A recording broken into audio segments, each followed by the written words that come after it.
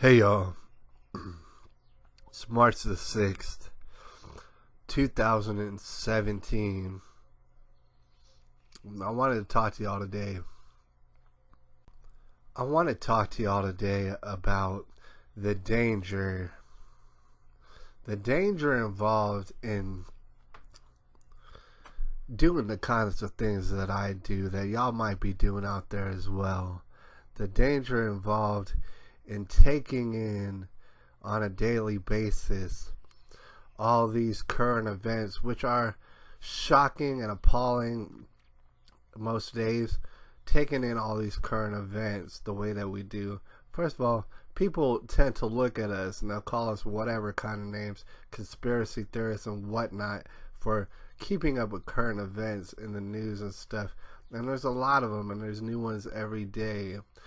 There is, in fact, a danger in that you could wow out and you could become completely absorbed with all these current events and just be bouncing around like a pinball machine, trying to hear all these different events, trying to keep up with it. There is danger in that.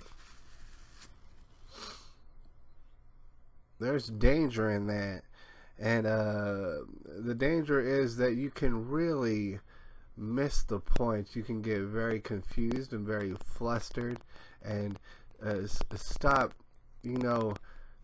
breaking things down in a simple way, all right, and getting to the bottom of things. It's very possible to do, considering the media system that we've had in place for a while now. All right, just giving you story after story. They're touching upon the stories and then going to the next story.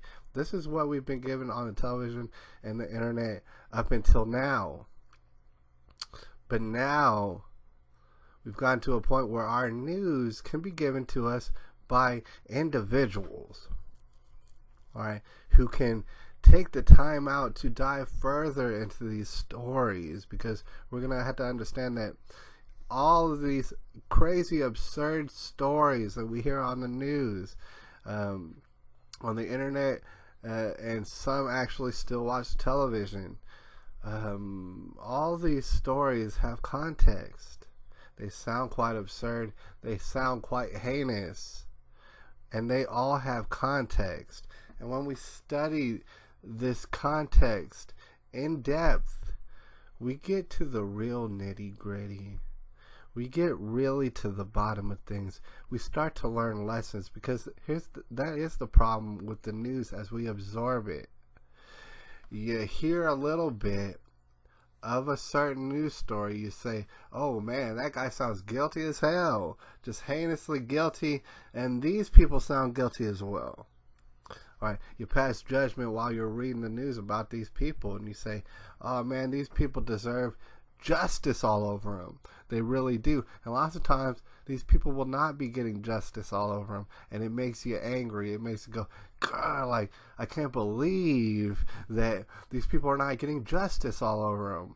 And it will get you in a depressed state, and it'll get you to, really being feeling very flustered by the situation. All right. That is dangerous, because here's the thing. Every last one of these stories, like I said, has context, and we all know that. And if we just dive into, if we say, hey, look, no, I'm not getting off this story. I'm going to dive into it, and I'm going to continue to do research and detect on what's been going on. What was the context? What was the lead up to these crazy stories? All right, I'm going to share them on the internet, all the details. For anybody who is kind of curious, they'll find out every last detail about what led up to this crazy, absurd story. All right, and it's important that we do that now. We're in a whole new age of news sharing, information sharing, and it's important that we do that. It's important that some of us take the time and research for other people, and then they have the information. Now we give it to them. Not only can we learn lessons from our research, but we can go ahead and share with other people, and other people can learn lessons about life. and how to avoid uh, all the calamity that's going on all around us, all on the news. All right. So that all being said, all right, I want to introduce you to a story that I caught on the internet. A lot of y'all probably vaguely remember the story of Katelyn Nicole. I don't know if they called her Davis or Rogers. Katelyn Nicole. The story of Katelyn Nicole, which was a blip in the news cycle, all right, which absolutely is a story that has mad context that is not going to be covered by your so-called news. Right? Katelyn Nicole, and there are people out here who, on the internet, on YouTube, who've been doing their research, and I've looked at a lot of their videos, and saying they are part of this new movement of information sharing, getting way down to the nitty gritty, and we're learning about how our problems come about, how these absurdities come about, and we're turning the other way. We're turning more towards the truth and the light. All right.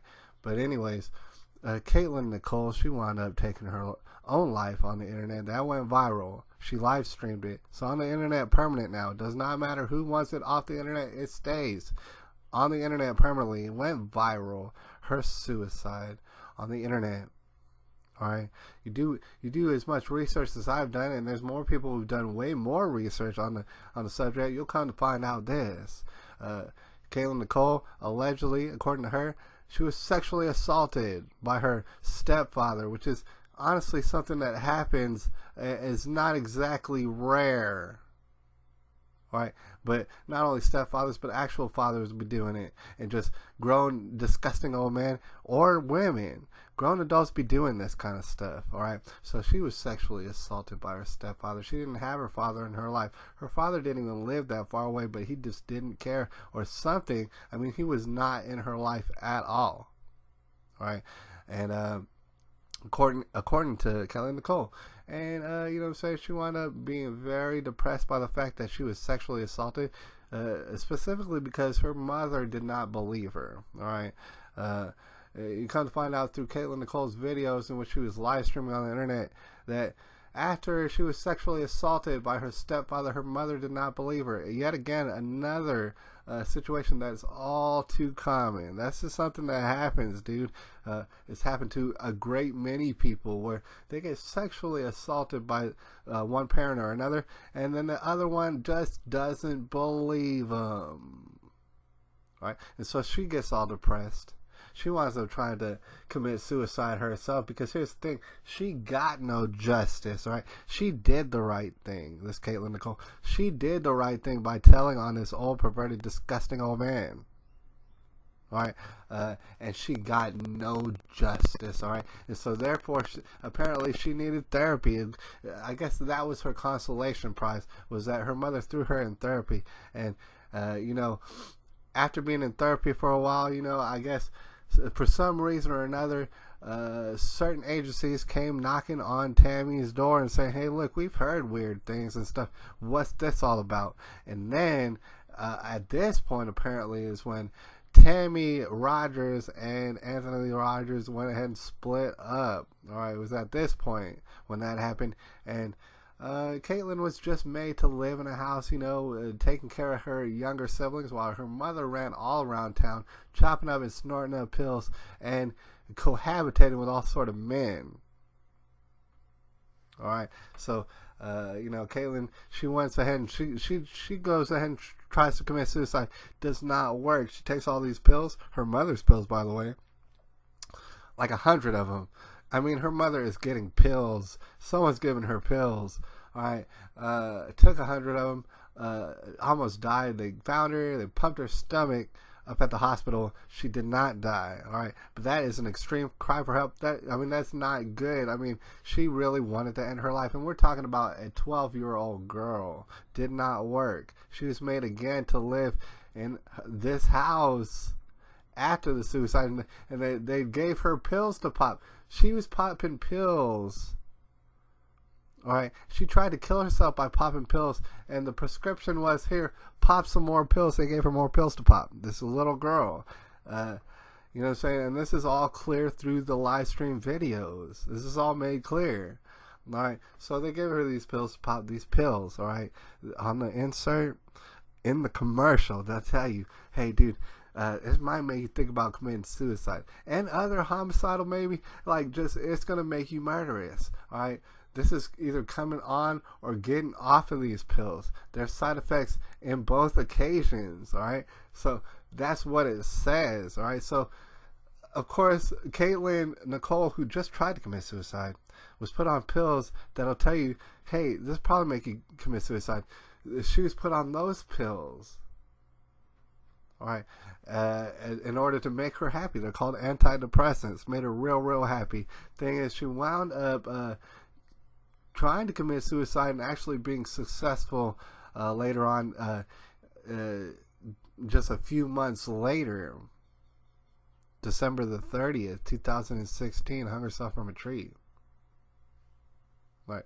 And there's other factors that go into this. I mean, let's just be brief in the fact that her father was removed from her life, and then her stepfather went ahead and sexually molested her. This is a young girl who's desperate for a male's attention, just in the way that every young girl is.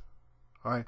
Could not get her from her father, got disgusting sexual attention from her stepfather, and then, you know, she's still reaching out for attention because she's all alone. People are not believing her when she said she'd been raped. All right, she's in a very lonely state, so she reaches out on the internet. She creates that channel, of course, that nobody's going to see really, because there's too many kids out here and they all got channels. Right, so she's talking about, you know, her suicidal tendencies and the fact that she gets real depressed. She's trying to help people with their depression. She's singing songs and doing what she can to not be depressed. All right, and then she winds up going ahead and committing the suicide. And there's other parties involved in this. You know, she actually had an older boyfriend. I mean, you're talking about a 12-year-old girl. She had at least a 19-year-old boyfriend. Out of state, on the internet or something, like an out of state relationship, right? And it's disgusting to find out that this 19-year-old boy, at least 19 plus, went ahead and did weird sexual things at Katelyn. All right, there's all sorts of sexual trauma being directed at Katelyn. All right, masturbating live on the internet in front of her and pretending like, oh, she just caught you and stuff. You're in front of a camera. You wanted to see her. You wanted her to see you masturbating on the internet, and that's what you done. And you wanted to probably see her masturbate on the internet. This is a 12-year-old girl. This is sexual trauma that's being placed on her. Mad sexual trauma. All right, so there's another guilty party. And then you have people on the internet who, you know, they can chat while you're on your face streaming and stuff. And so, you know, there's people on the internet who are egging her on and kind of coercing her into her suicide. When she's finally feeling just too desperate and too hopeless to continue on her situation. This is a 12-year-old girl put into that situation. She went ahead, she did it, hung herself. And you know, I've seen the video, many people have seen the video. It's not ever going to be taken down from the internet at all. And you got to understand that Katelyn knew this when she did it, that it was never ever going to be taken down from the internet. And you have to imagine that she wants a lesson to be learned. She was putting it out there for some sort of reason. It's not like she's going to enjoy the spoils of it. She's dead and gone now. But she's putting it out there for people to actually learn. It's not to be like, oh, that's a newspaper. Oh, that sounds crazy. Oh, now it's on to the next news item. That's not what this is about. This little girl put herself out in such a vulnerable way, in such a way that a lot of us are too scared to do. Put herself out there in order to teach people lessons to learn. Lesson number one that I learned, and you may agree, is our Justice Department ain't gonna get justice. All right, they might get Anthony Lee Rogers maybe if they can get enough evidence. Put him under the jail for all I care. They might get him, but the thing is, you know, justice is gonna be had either way. That's what you gotta understand. All right. In this life or the next, God will have justice. That's the whole thing of it. He's going to have justice. It's inevitable for all these people, to include her mother, to include her disgusting pervert boyfriend, to include the people egging her on into her suicide. Justice is going to be had on all these people by God. But that's the problem. That God, I'm going to break it down. God, it makes him happy when we deliver the justice, when we as people administer the justice. I mean, it's not as though God is lazy, like he just doesn't want to do it no more and he wants us to do it, but it makes him happy when we deliver the justice. We haven't. This is why the country's all got all so many problems as it does, because we have not administered the justice at all. All right, we're waiting on him to do it, and he's gonna do it, but it would make him happier if we done it. All right, so we can see that our justice system obviously is not going to find hardly anybody guilty in this situation, and they're not going to deliver the justice. That's a lesson to be learned. That's something that is wrong right now, needs to be fixed. Our justice needs to be fixed. It actually needs to be had. All right. That's lesson number 1. But in the meantime, we got a lesson number 2. We got lesson number 2, which I think is more important, because it's, in the interim, this is what we're going to have to do. Anybody who's concerned about this, you see a little child like this and you say, oh man, that little child, that didn't deserve that. These people are monsters. These people are terrible. And I can't believe they took such a precious life away from everybody. I mean, this little girl was going to grow up to be somebody's wife, somebody's mother and stuff. And we took that away. It's like, dude, it's gone now. She's gone. And we're looking at these people and we're seeing that they're not going to get justice had upon them necessarily. And it makes us angry sometimes. Sometimes, you know, people like you and me, we get steamed. We say, oh man, I can't believe it. I can't believe it that these people aren't going to get justice all over them publicly for what they done, for what they contributed to. I can't believe it. Gets us angry. But see, there's no solutions in anger anyways. You know what I mean? It's like, anger will get you nowhere and stuff. These stories are making people angry like you and me. We're getting angry by it. We're seeing all these guilty parties, and we're saying, oh my God, look at the abominable things that they're doing. And we get very angry because they don't get justice on them. But you know what? You know what we can do? Is understand where this all started. This is a very complex story, and more details are going to come out on this channel and in other channels about this particular story. All right. But at the same time, it could be very, very simple. And what I mean to say by that is this: you got to see what's the origins of this whole story. Where did this all begin? If this was a movie about the story of Katelyn Nicole, where would it begin at? I believe that you'll find that it began at sexual deviancy. It was rife in sexual deviancy all throughout the story. Alright, let me explain. Her parents, her biological parents, they were not married. And I know a lot of people are going to get all defensive about this, and a lot of people are all living out their lives and they don't want to be judged or whatever. Alright? But let's note this. Her parents were not married. It would be safe to assume that they were not trying to have a baby, but they did have a baby. Alright? Because they were having sexually deviant relations outside of marriage. That's how you make the baby. They made a baby. So that's sexual deviancy number 1. And it's a beautiful baby. Babies are all perfect and stuff. This baby was born perfect just like all the rest. Alright? But brought into a world where her father is not around. Why? Because sexual deviancy took over. Alright? Grabbed people, made them do these sexual acts, and those are abominations. And it's hard to hear that, because here's the thing: I've done that sort of thing before. Most of y'all done that sort of thing before as well. And I know it sounds harsh, but okay, she was brought up in a world without her father around, all right? For whatever reason, probably her mother got on welfare. I mean, stop me when I'm wrong and stuff, and I know it sounds offensive, but probably because her mother done got on welfare and did something else, and she didn't agree with her father, and whatever else, they split up. All right, so Katelyn didn't have that father figure.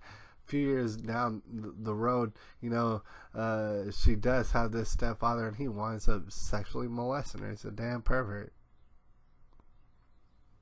Right. And her boyfriend's making these disgusting live stream videos of him masturbating, all right? And just weird, disgusting. There's all sort of sexual deviancy going on around this girl. She's being absolutely attacked by sexual deviancy. You gotta understand that. You start to see that the enemy of this girl is not her stepfather. The enemy of this girl is not her disgusting boyfriend. The enemy of this girl is not her just running around all around town mother. Her enemy is not her biological father, who seemed to not give a damn. Right? Her enemy is not none of these things. Her enemy is sexual deviancy, and all those who participate in it is her enemy, and that's what wound up taking her life. That she couldn't take it anymore. And this is a girl, I mean, you watch her videos and you think to yourself, I wish she would not dress that way. She is not, first of all, nobody should be dressing that way, but she is absolutely not old enough to be dressing that way. All right, you recognize that she does not know up from down when it comes to sexual deviancy and what is to be expected, like what her body's purpose is. She's not being taught any of these things. And it wound up attacking her at every angle until she could not take it anymore. You understand? And now, someone's going to have to go without a wife. Someone's going to have to go without a mother. Someone's going to have to go without being born, because this little girl was forced to take her life. Sexual deviancy done it. Sexual deviancy done it. And that's harsh to hear. Sexual correctness would be a man, a lady, and they make a baby. They're married, and that's it. There is no other way around it. I'm out here just like most of us other, what do we call Christians? And we're not here trying to stop people from being sexual deviants. We understand that they're going to do that. They're going to do what they do. All right. You know what I'm saying? I've done it in the past a lot of times, right? And I never benefited from it one time, except for when I made a baby. It is that simple. It is all disgusting otherwise.